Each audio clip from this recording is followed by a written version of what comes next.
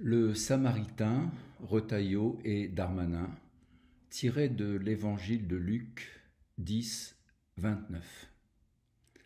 Un homme, bien vieil et bien noir, d'environ 80 ans, sans OQTF, montait de Poitiers à Paris pour manifester pour la paix contre le racisme et l'antisémitisme.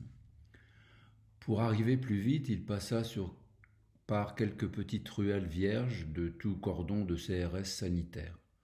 Presque arrivé au lieu dit de la manifestation, il tomba, ou plutôt ce sont eux qui lui tombèrent dessus, sur des jeunes cagoulés, des sauvageons en blouson, le crâne rasé, avec un vocabulaire d'une dizaine de mots, pas plus.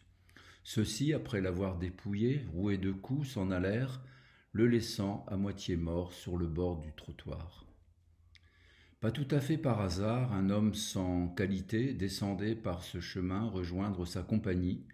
Il s'appelait Retaille, catholique pratiquant et sans doute humaniste. Il le vit et passa de l'autre côté. De même, un autre vassal arriva à cet endroit. Il s'appelait Darman, de religion catholique et sans doute humaniste. Il le vit et passa de l'autre côté. Mais un Samaritain en jean, t-shirt et basket, en route vers la place de la République, arriva près de lui. Il le vit et fut saisi de compassion.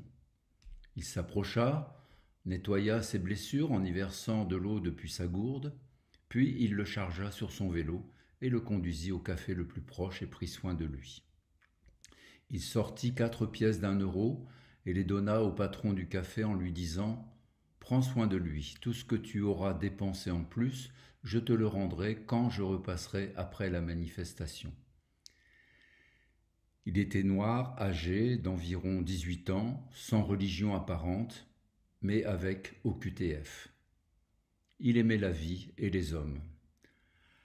À la fin de la parabole, le narrateur de cette histoire pose la question : lequel des trois a été le prochain de l'homme tombé aux mains des voyous et tabassé ?